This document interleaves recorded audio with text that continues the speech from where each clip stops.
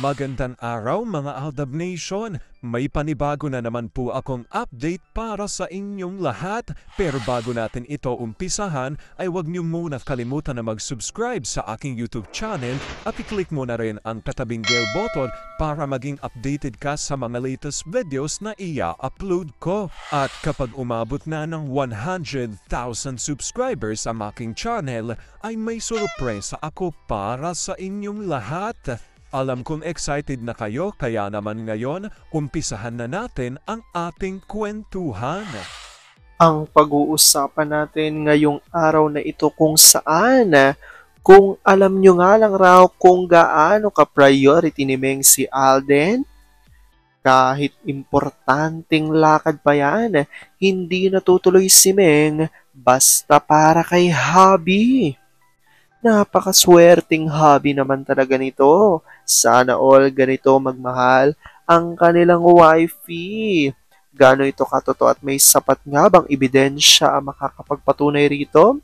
Well, yan ang ating aalamin at pag-uusapan ngayong araw na ito. Alam kong super excited na kayong malaman yan pero bago ho yan, ay bibitinin ko muna kayo ng kaunting-kaunti lamang kung saan magbasa muna tayo ng mga nakakatuwang post ni my name is Theo01 sa Twitter. Kaya naman wag na natin patagalin pa. Sabi niya sa kanyang tweet, "Pa, umiyak ba si baby kagabi? Parang narinig ko o guni-guni ko lang yun. Saglit lang yun, ma. Ha? Na paano ba siya? Wala naman. Nagising lang. Naipit mo, no? No. Nilipat ko tapos nagising. Pa naman, di ba sabi ko, hayaan lang si baby sa tabi ko. Baka kasi maipit, ma. Dali na, baby. Nag-cry pala ikaw? Ma'am. Pa, huwag mo nang ulitin yun na. Pag si baby, bawal talaga siyang ilipat. Baka kasi maipit, ma, ang laki ng space. Ako naman na magpapalayo sa'yo. Wow, 1 hektarya ang layo. Sa crib lang naman nilipat para mahimbing ang tulog. Ako naman tong ayaw mong patulugin. Nakatulog naman tayo 2 hours lang. Grabing halikan yun. Sugatan ng mga labi. Kaya nababaliw ng sobra tong si AKM lalo na kapag nasa mood to. May kipag-ubusan ng lakas sa kanya. Grabe mag-element dalawang yun. Hay naku pagalingin mo muna yung lips mo kasi halata masyado nanginuya mo nung isang hinamon mo ng sukdulan. Alam ko tuwan-tuwa ako kayo sa ating binasa pero ngayon pag-uusapan na natin ang ating main topic. Oops! Wait lang, saglit lang to. May ipapaalala lang ako para sa mga bago pa lang sa aking channel. Huwag niyong kalimutan na mag-subscribe sa aking YouTube channel at i-click nyo na rin ang notification bell para lagi kayong updated sa mga latest videos na i-upload ko at para maging parte na rin kayo ng aking Fanatics channel family. Well, alam kong super excited na kayo sa ating kwentuhan, kaya naman dumako na tayo sa ating main topic. Gaano nga ba katotoo na kung alam nyo nga lang raw na ganito ka-priority ni Meng si Alden? Kahit importanteng lakad nga raw yan, hindi natutuloy si Meng basta para kay hubby. Napakaswerteng hubby naman na sana all ganito magmahal ang kanilang mga wifey. Gano ito katotoo at may sapat nga bang ebidensya ang makakapagpatunay rito? Well, alam kong super excited na kayong malaman yan kaya naman wag na natin patagalin pa.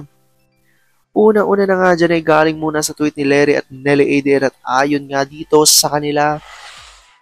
Si A kasi ang original panganay ni M. Hirap ng kulang sa buwan.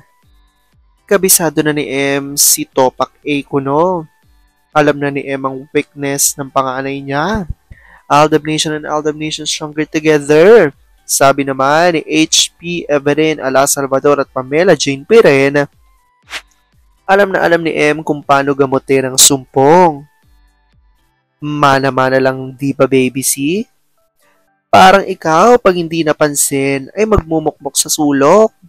Kaya kabisado na ni Mimi ang bawat isa sa inyo. at alam ng gagawin. Love kasi kayo. Stay safe, healthy, and happy.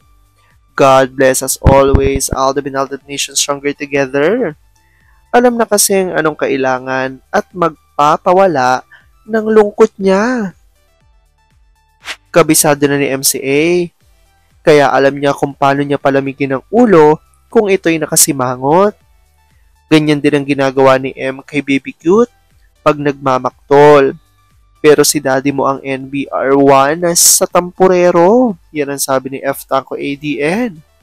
At kaya nga ito nasabi dahil sa mga tweet din ni Larry at Nelly Aiden ayon niya sa kanila. Ganun lang kasimple. Magkasama palagi. Kaya nga yung user fam, yung clone ang nirarampa. Pati sa tae bulagta, madalas si clone ang pinakikita. Priority ni MCA, and that is love. Sabi ni F. Tanko ADN, yan lang talaga ang kaligayahan ni A. Ang kapiling lagi si M sa buong buhay niya. Kaya nga ito nasabi ng ilan sa mga netizens at sa ilan sa mga true-blooded Aldab Nation ay dahil nga ito sa revelasyon na inilabas ni Baby Theo at ayon nga dito sa kanya. Lahat naman siguro ng tao may kanya-kanyang sumpong. Si A kasi kapag tinopak, minsan gusto niyan magkulong sa kwarto. Hindi rin pwedeng hindi ang puntahan ni M.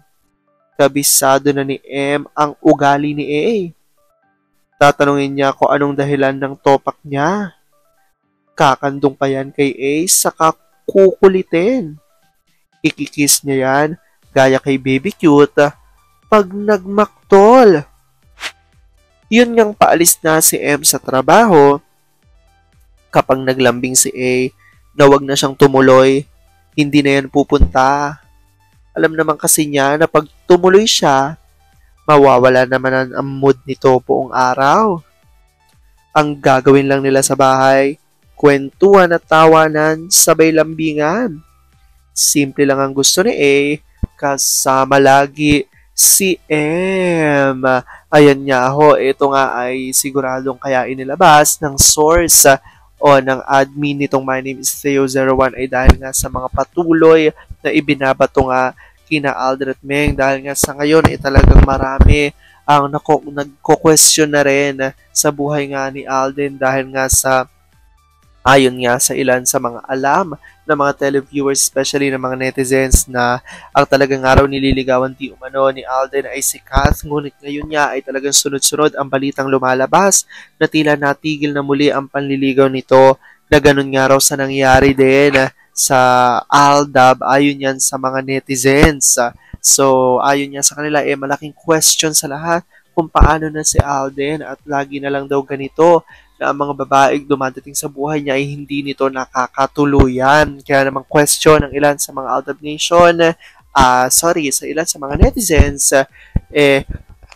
tatanda na nga raw si Alden na tila walang katuwang ito sa buhay. Ngunit ito nga ay naglabas ng statement ang ilan sa Aldab Nation, especially dito nga sa source ng My Name is Theo01 at ayon nga sa kanya, talagang hindi naman nawawala ng katuwang si Alden dahil ayon nga sa kanila di umano ay tunay na nga mag-asawa at magkasama nang nakatira sa isang bubong sina Alden at Meng at ganito nga raw kamahal ni Mengay si Alden na kahit ito nga ay may importanteng lakad at merong pupuntahan kapag talagang hindi ito pinayagan ni Alden at gusto nito magpalambing ay hindi na nga raw ito tutuloy at sasamahan na nga lang niya di umano si Habi sa bahay. Kaya naman ayon sa mga Aldab Nation ay napakaswerte sa isa't isa ng may chard. Well, comment down below dyan guys kung ano po opinion nyo patungkol dito. Alam kong dahil dito marami pa rin sa inyo mas lalo ngayong kumakapit at naninindigan na Aldab Nature is real. Pero sabi nga natin na kahit na ano pa man na magdesisyon ni na Alden at Meng sa kanilang buhay, karera at buhay pag-ibig, kailangan natin sila supportan, kailangan natin ito tanggapin ng buong buo dahil yun ang kanilang deserve. At yan ang aking update for today's video. Maraming salamat mga Aldab Nation. Ingat!